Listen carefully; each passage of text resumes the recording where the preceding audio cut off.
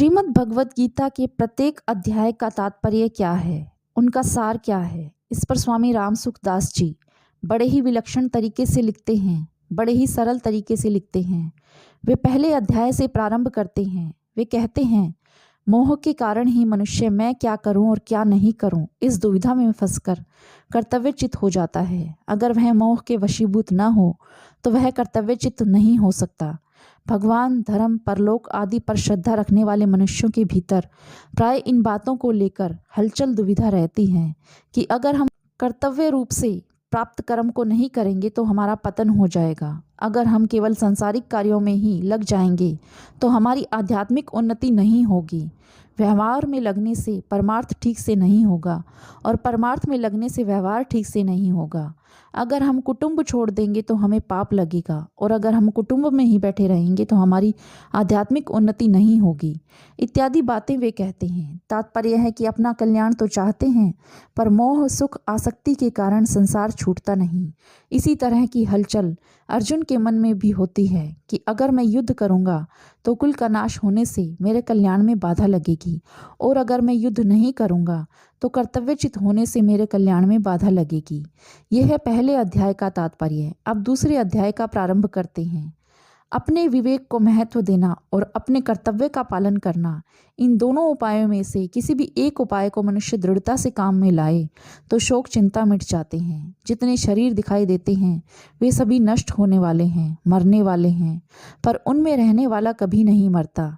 जैसे शरीर बाल्यावस्था को छोड़कर युवा अवस्था को और युवा अवस्था को छोड़कर वृद्धावस्था को धारण कर लेता है, ऐसे ही शरीर में रहने वाला एक शरीर को छोड़कर दूसरे शरीर को धारण कर लेता है। मनुष्य जैसे पुराने वस्त्रों को छोड़कर नए वस्त्रों को पहन लेता है, ऐसे ही शरीर में रहने वाला शरीर रूपी एक चोले को छोड़कर दूसरा चोला पहन लेता है। जितनी अनुकूल प्रतिकूल परिस्थितियां आती हैं वे पहले नहीं थी और बाद में भी नहीं रहेंगी तथा बीच में भी उनका ह्रास हो रहा है। तात्पर्य है कि वे परिस्थितियां आने जाने वाली हैं, सदा रहने वाली नहीं हैं। इस प्रकार स्पष्ट विवेक हो जाए तो हलचल, शोक, चिंता नहीं रह सकती। शास्त्र की आज्ञा के अनुसार जो कर्तव्य क्रम प्राप्त हो जाए उसका पालन कार्य की पूर्ति आपूर्ति और फल की प्राप्ति अप्राप्ति में सम रहकर किया जाए तो कभी भी हलचल रह नहीं सकती। यह है दूसरे अध्याय का तात्पर्य। तीसरा अध्याय प्रारंभ करते हैं। इस मनुष्य लोक में सभी को निष्काम भाव पूर्वक अपने कर्तव्य का तत्परता से पालन करना चाहिए, चाहे वह ज्ञानी हो या अज्ञानी हो, चाहे वह भगवान का अवतार ही क्यों न हो। कारण कि सृष्टि चक्र अपने अपने कर्तव्य का पालन करने से ही चलता है। मनुष्य न तो कर्मों का आरंभ किए बिना सिद्धि को प्राप्त होता है और न कर्मों के त्याग करने से ही सिद्धि को प्राप्त होता है। ब्रह्मा जी ने सृष्टि की रचना करते समय प्रजा से कहा कि तुम लोग अपने अपने कर्तव्य कर्म के अनुसार एक दूसरे की सहायता करो, एक दूसरे को उन्नत करो, तो तुम लोग परम स्नेह को प्राप्त हो जाओगे।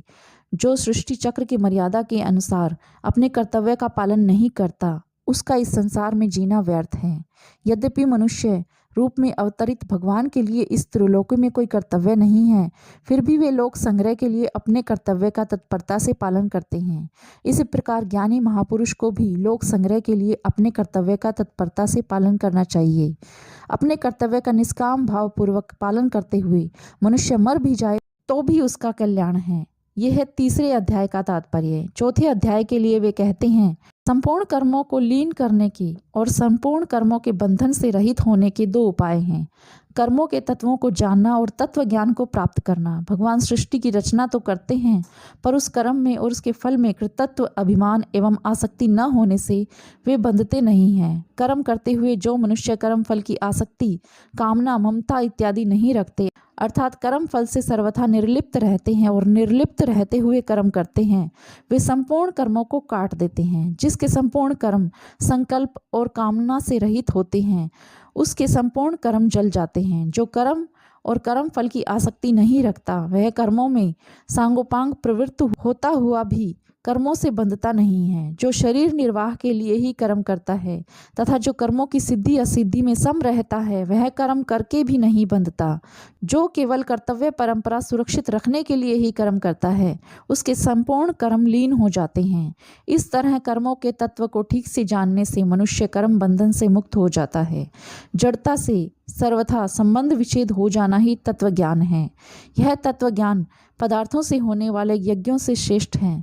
इस तत्व ज्ञान में संपूर्ण कर्म समाप्त हो जाते हैं। इस तत्व ज्ञान की प्राप्ति होने पर फिर कभी भी मोह नहीं होता। पापी से पापी मनुष्य भी ज्ञान से संपूर्ण पापों को तर जाता है। जैसे अग्नि संपूर्ण ईंधन को जला देती है, ऐसे ही ज्ञान रूपी अग्नि संपूर्ण कर्मों को भस्म कर देती है।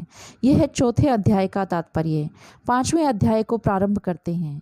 मनुष्य को अनुकूल प्रतिकूल परिस्थितियों के आने पर दुखी सुखी राजी नाराजी नहीं होना चाहिए, क्योंकि इन दुख सुख आदि द्वंद्वों में फंसा हुआ मनुष्य संसार से ऊंचा नहीं उठ सकता। स्त्री पुत्र परिवार धन संपत्ति का केवल स्वरूप से त्याग करने वाला सन्यासी नहीं है, अपितु जो अपने कर्तव्य का पालन करते हुए राग द्वेष नहीं करता, वही सच्चा सन्यासी है। केवल स्वरूप से त्याग करने वाला सन्यासी नहीं है, अपितु जो अपने कर्तव्य का पालन करते हुए अनुकूल स्थिति के आने पर हर्षित नहीं होता और प्रतिकूल स्थिति के आने पर उद्विग्न नहीं होता, ऐसा वह द्वंद्व रहित मनुष्य परमात्मा में ही स्थित रहता है। सांसारिक सुख दुख एवं अनुकूलता प्रतिकूलता आदि द्वंद्व दुखों के कारण ही हैं, अर्थात बुद्धिमान मनुष्य को उनमें नहीं फंसना चाहिए।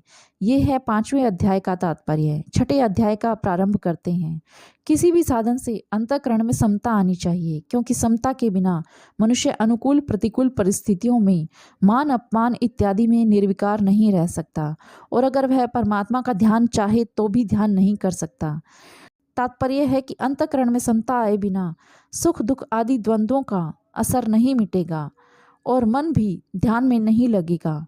जो मनुष्य प्रारब्ध के अनुसार प्राप्त अनुकूल प्रतिकूल परिस्थितियों में वर्तमान में किए जाने वाले कर्मों की पूर्ति अपूर्ति में, सिद्धि में असिद्धि में, दूसरों के द्वारा किए गए मान अपमान में, धन संपत्ति आदि में, अच्छे बुरे मनुष्यों में सम रहता है, वह श्रेष्ठ है। जो साध्य रूप समता का उद्देश्य रखकर मन इंद्रियों में संयम पूर्वक परमात्मा का ध्यान करता है, उसकी संपूर्ण प्राणियों में और उनके सुख दुख में समबुद्धि हो जाती है। समता प्राप्त करने की इच्छा रखने वाला मनुष्य वेदों में कहे हुए सकाम कर्मों का अतिक्रमण कर जाता है। समता वाला मनुष्य सकाम भाव वाले तपस्वी और ज्ञानी मनुष्यों से श्रेष्ठ है। यह है छठे अध्याय का तात्पर्य। सातवें अध्याय का प्रारंभ करते हैं। सब कुछ वासुदेव ही हैं, भगवत रूप ही हैं, इसका मनुष्य को अनुभव कर लेना चाहिए।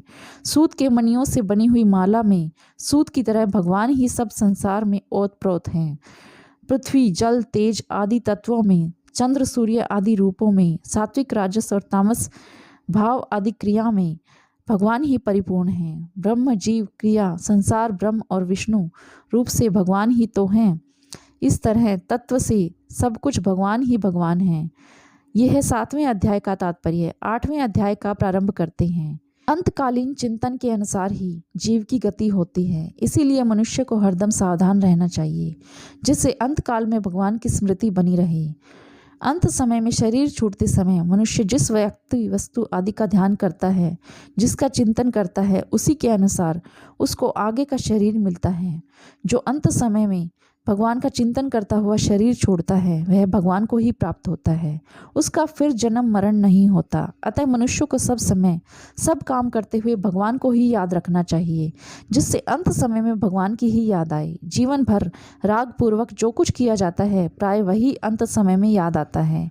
यह है आठवें अध्याय का तात्पर्य। नौवें अध्याय का प्रारंभ करते हैं। सभी मनुष्य भगवत प्राप्ति के अधिकारी हैं, चाहे वे किसी भी वर्ण आश्रम संप्रदाय देश वेश आदि के क्यों न हो, वे सभी भगवान की तरफ चल सकते हैं। भगवान का आश्रय लेकर भगवान को प्राप्त कर सकते हैं। भगवान को इस बात का दुख है, खेद है, पश्चाताप है कि यह जीव मनुष्य शरीर पाकर, मेरी प्राप्ति का अधिकार पाकर भी मुझे प्राप्त न करके, मेरे पास न आकर जन्म मरण में जा रहे हैं।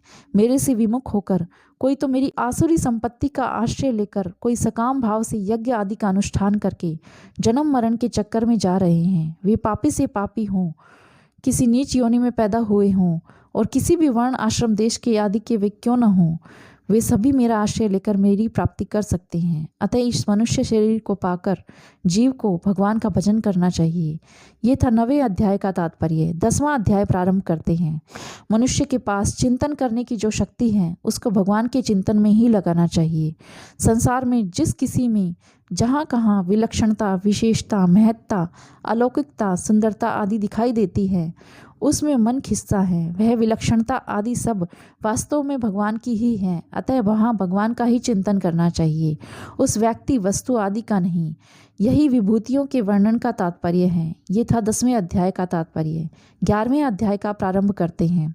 अर्जुन ने भगवान की कृपा से जिस दिव्य विश्व रूप के दर्शन किए उसको तो हर एक मनुष्य नहीं देख सकता, परंतु आदि अवतार रूप से प्रकट हुए इस संसार को श्रद्धापूर्वक भगवान का रूप मानकर तो हर एक मनुष्य विश्व रूप के दर्शन कर सकता है। अर्जुन ने विश्व रूप दिखाने के लिए भगवान से नम्रता पूर्वक प्रार्थना की तो भगवान ने दिव्य नेत्र प्रदान करके अर्जुन को अपना दिव्य विश्व रूप दिखा दिया। उसमें अर्जुन ने भगवान के अनेक मुख, नेत्र, हाथ आदि देखे। ब्रह्मा, विष्णु और शंकर को देखा। देवताओं, गंधर्वों, सिंधों, सर्पों आदि को देखा। उन्होंने विश्व रूप के सौम्य, उग्र, अति उग्र आदि कई स्तर देखे। इस दिव्य विश्व रूप को हम सब नहीं देख सकते, पर नेत्रों से दिखाई देने वाले इस संसार को भगवान का स्वरूप मानकर अपना उद्धार तो हम कर ही सकते हैं, कारण कि यह संसार भगवान से ही प्रकट हुआ है। भगवान ही सब कुछ बने हुए हैं। यह है 11वें अध्याय का तात्पर्य। 12वें अध्याय का प्रारंभ करते हैं। भक्त भगवान का अत्यंत प्यारा होता है क्योंकि वह शरीर, इंद्रियां, मन, बुद्धि सहित अपने आप को भगवान के अर्पण कर देता है। जो परम श्रद्धा पूर्वक अपने मन को भगवान में लगाते हैं वे भक्त श्रेष्ठ हैं। भगवान के परायण होते हुए जो भक्त संपूर्ण कर्मों को भगवान के अर्पण करके अनन्य भाव से भगवान की उपासना करते हैं, भगवान स्वयं उनका संसार सागर से शीघ्र उद्धार करने वाले बन जाते हैं। जो अपने मन बुद्धि को भगवान में लगा देता है वह भगवान में ही निवास करता है। जिनका प्राणी मात्र के साथ मित्रता एवं करुणा का बर्ताव है, जो अहमता ममता से रहित हैं, जिनसे कोई भी प्राणी उद्विग्न नहीं होता तथा जो स्वयं किसी प्राणी से उद्विग्न नहीं होते, जो नए कर्मों के आरंभों के त्यागी हैं, जो अनुकूल प्रतिकूल परिस्थितियों के आने पर हर्षित एवं उद्विग्न नहीं होते, जो मान अपमान आदि में सम रहते हैं, जो जिस किसी भी स्थिति में हो निरंतर संतुष्ट रहते हैं, वे भक्त भगवान को प्यारे हैं। अगर मनुष्य भगवान के ही होकर रहें, भगवान में ही अपनापन रखें तो सभी भगवान के प्यारे बन सकते हैं। यह है 12वें अध्याय का तात्पर्य। 13वें अध्याय का प्रारंभ करते हैं। संसार में एक परमात्मा तत्व ही जानने योग्य है, उसको जरूर जान लेना चाहिए। उसको तत्व से जानने पर जानने वाले के परमात्मा तत्व के साथ अभिन्नता हो जाती है। जिस परमात्मा तत्व को जानने से अमरता की प्राप्ति हो जाती है, उस परमात्मा के हाथ, पैर, सर, नेत्र, कान सब जगह हैं। वह संपूर्ण इंद्रियों से रहित होने पर भी संपूर्ण विषयों को प्रकाशित करता है, संपूर्ण गुणों से रहित होने पर भी संपूर्ण गुणों का भोगता है और आसक्ति रहित होने पर भी सबका पालन पोषण करता है। वह संपूर्ण प्राणियों के बाहर भी है और भीतर भी है तथा चर अचर प्राणियों के रूप में भी वही है। संपूर्ण प्राणियों में विभक्त रहता हुआ भी वह विभाग रहित है। वह संपूर्ण ज्ञानों का प्रकाशक है। वह संपूर्ण विषम प्राणियों में सम रहता है, गतिशील प्राणियों में गति रहित रहता है, नष्ट होते हुए प्राणियों में अविनाशी रहता है। इस तरह परमात्मा को यथार्थ जान लेने पर परमात्मा को प्राप्त हो जाता है मनुष्य। यह 13वें अध्याय का तात्पर्य। 14वें अध्याय को प्रारंभ करते हैं। संपूर्ण संसार त्रिगुणात्मक है। इससे अतीत होने के लिए गुणों को और उनकी वृत्तियों को जरूर जान लेना चाहिए। प्रकृति से उत्पन्न सत्व, रज और तम, यह तीनों गुण शरीर संसार में आसक्ति, ममता आदि पैदा करके जीवात्मा को बांध देते हैं।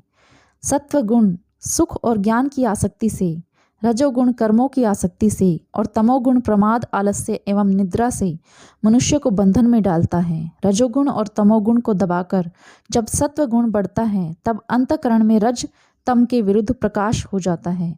सतोगुण और तमोगुण को दबाकर जब रजोगुण बढ़ता है तब अंतःकरण में लोभ, क्रियाशीलता इत्यादि सत्व तम के विरुद्ध वृत्तियां बढ़ जाती हैं।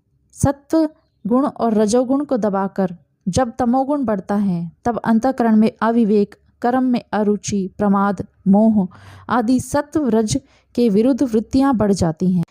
इन गुणों की वृत्तियों के बढ़ने पर मरने वाला प्राणी क्रमशः ऊंचे, मध्य और नीचे के लोकों में जाता है, परंतु इन गुणों के सिवाय अन्य को कर्ता नहीं मानता, अर्थात संपूर्ण क्रियाएं गुणों में हो रही हैं, स्वयं में नहीं, ऐसा अनुभव करता है। वह गुणों से अतीत होकर भगवत भाव को प्राप्त हो जाता है। अनन्य भक्ति से भी मनुष्य गुणों से अतीत हो जाता है। ये है 14वें अध्याय का तात्पर्य। 15वें अध्याय को प्रारंभ करते हैं।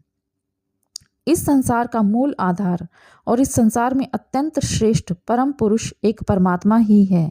इसको दृढ़तापूर्वक मान लेने से मनुष्य सर्वविद हो जाता है, कृतकृत्य हो जाता है, जिससे यह संसार अनादिकाल से चला आ रहा है और जिसको प्राप्त होने पर यह जीव फिर से लौटकर संसार में नहीं आता। उस परमात्मा की खोज करनी चाहिए। ज्ञान नेत्र वाले साधक अपने आप में उस परमात्मा का अनुभव कर लेते हैं। वह परमात्मा ही सूर्य, चंद्रमा और अग्नि में तेज रूप से रहकर संसार में प्रकाश करता है। वही पृथ्वी में प्रवेश करके पृथ्वी को धारण करता है। वही रस में चंद्रमा होकर पेड़ पौधे लता आदि को पुष्ट करता है। वही जठराग्नि बनकर प्राणियों के खाए गए अन्न को पचाता है। वही सबके हृदय में रहने वाला, वेदों को बनाने वाला, वेदों को जानने वाला और वेदों के द्वारा जानने योग्य है। वह संपूर्ण संसार का पालन पोषण करता है। वह नाशवान संसार से अतीत और अविनाशी जीवात्मा से उत्तम है। वही लोक में और वेद में पुरुषोत्तम नाम से प्रसिद्ध है। उसको ही सर्वश्रेष्ठ मानकर अनन्य भाव से उसका भजन करना चाहिए। ये था 15वें अध्याय का तात्पर्य। 16वें अध्याय का प्रारंभ करते हैं। दुर्गुण दुराचारों से युक्त मनुष्य 84 लाख योनियों एवं नरकों में जाता है। अतः मनुष्य को सद्गुण सदाचारों को धारण करके संसार के बंधन से, जन्म मरण के चक्र से रहित हो जाना चाहिए। जो दंभ, अभिमान, काम, क्रोध, लोभ आदि आसुरी संपत्तियों के गुणों का त्याग करके अभय, अहिंसा, सत्य, अक्रोध, दया, यज्ञ, दान, तप आदि दैवी संपत्ति के गुणों को धारण करते हैं, वे संसार के बंधन से रहित हो जाते हैं।